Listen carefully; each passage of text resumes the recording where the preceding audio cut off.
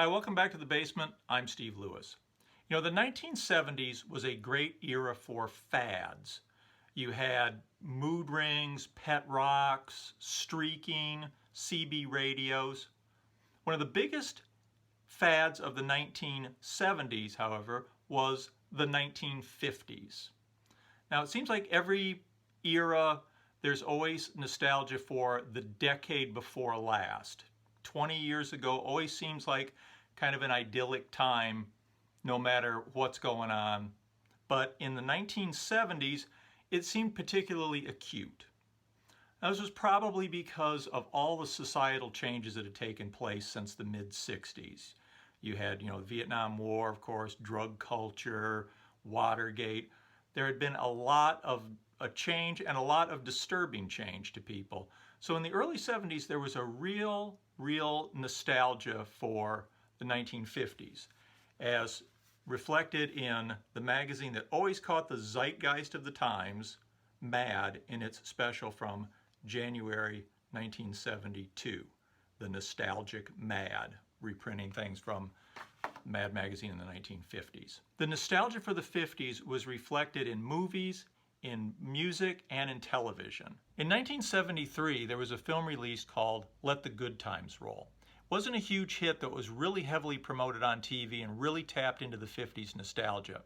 It was a contemporary concert that starred Bill Haley, Bo Diddley, Little Richard, and Chuck Berry. The concert footage was interspersed with clips from the 1950s. At the time, people thought, well, these guys are a lot older. They're really, not what they used to be. Now, I've watched it recently, and it's actually kind of a great movie because it hadn't been that long. I mean, 1973, these guys could all still play and perform, and I'm so glad now that they captured that on tape. If you like 50s music, it's worth a look because 1973 doesn't seem that far removed from their prime at this point.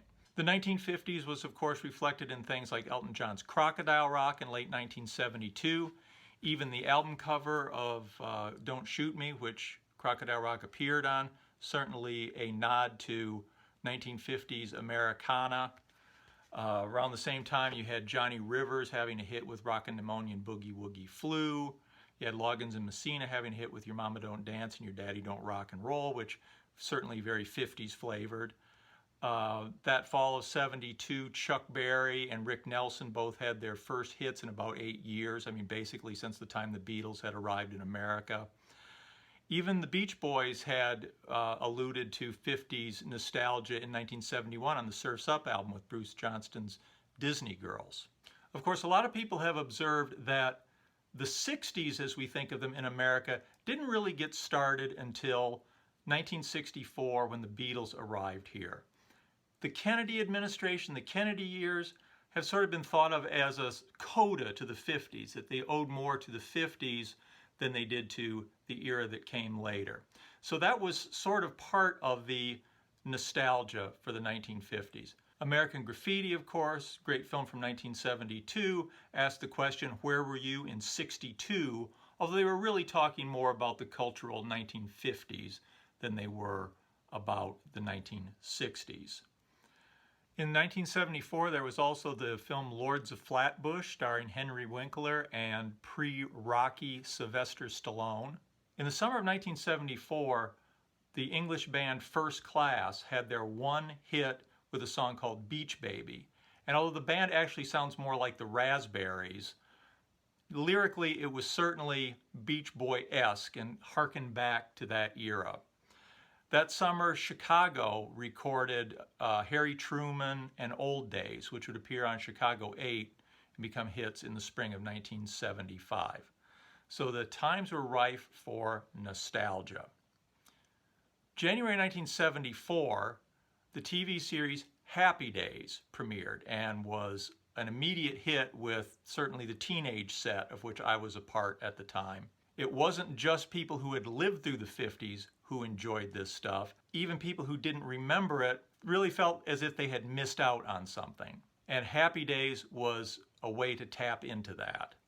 Well, Happy Days started out as a sort of a gentle family comedy about growing up in the 50s. It was supposed to focus on the family and relationships and difficulties growing up. Happy Days soon found itself going head-to-head in the ratings on Tuesday nights at 8 p.m. against another new series, Norman Lear's Good Times, which was meant to be a series about a family in a Chicago housing project and all the travails and challenges that they went through in their lives.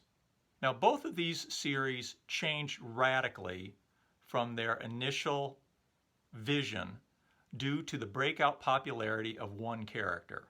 Jimmy Walker as JJ became the great comedy star. People were tuning in to see JJ and his catchphrase, and he became the focus of the series. Happy Days followed suit.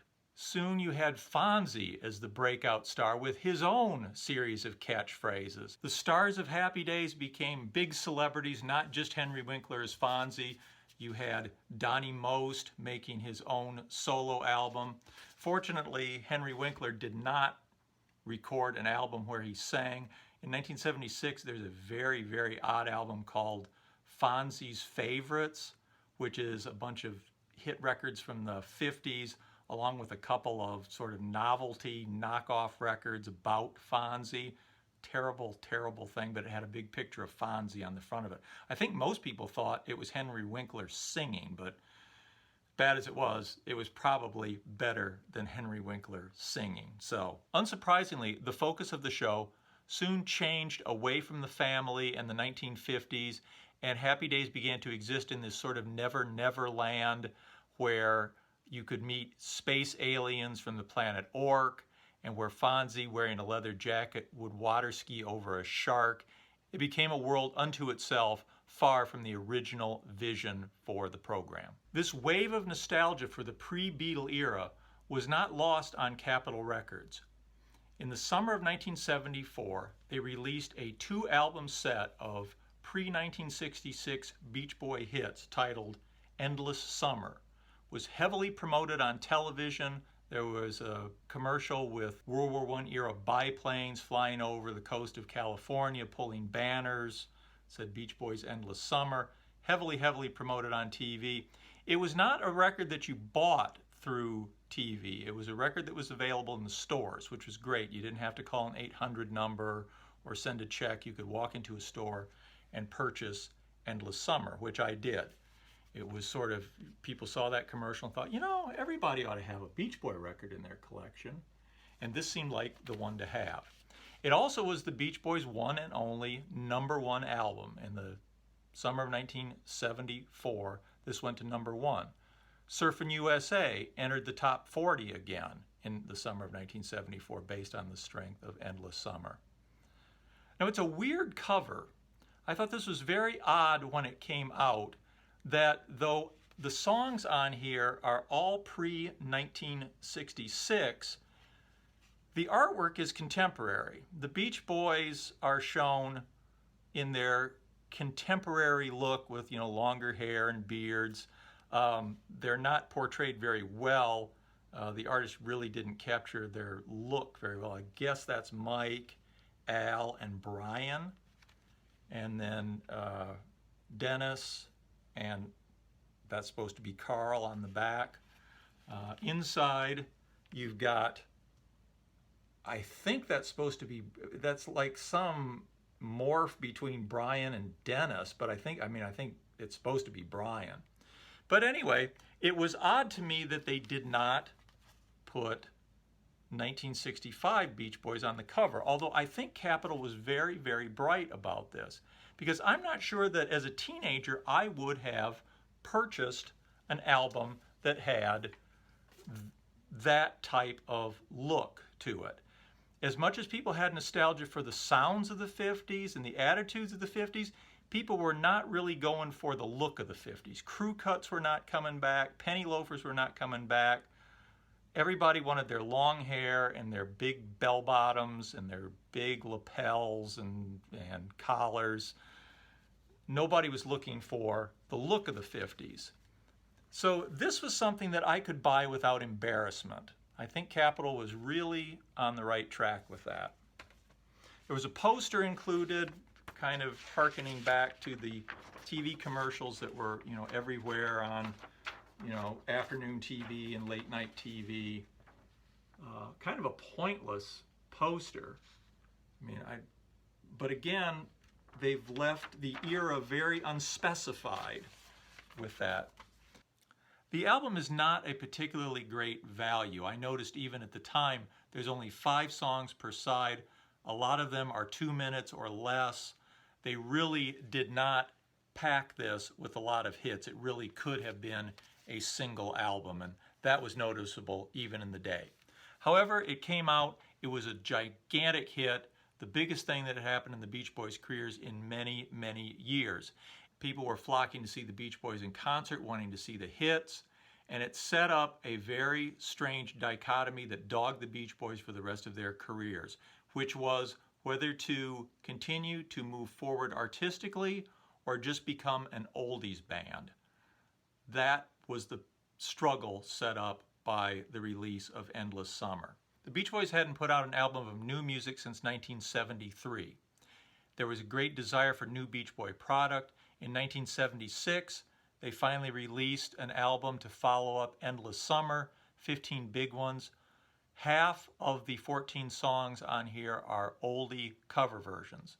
Certainly much easier to record oldies and play the old hits than it was to come up with new music, which often was slammed by the critics anyway, and people complained that it didn't sound like the old music. So I kind of cannot blame the Beach Boys for having wanted to follow that oldies path. Made a lot more money, they got a lot less grief. I could understand why they would have wanted to do that. To their credit, they didn't completely go down that path. They did create some new music and some decent music in the years ahead. But like Fonzie is the breakout star of Happy Days changed that program, like JJ on Good Times changed the focus of that program, Endless Summer changed the focus of the Beach Boys' career from here on out, and not always for the better. Thanks for watching. Hope you enjoyed this. Please comment, like, and subscribe. Hope to see you next time. Bye.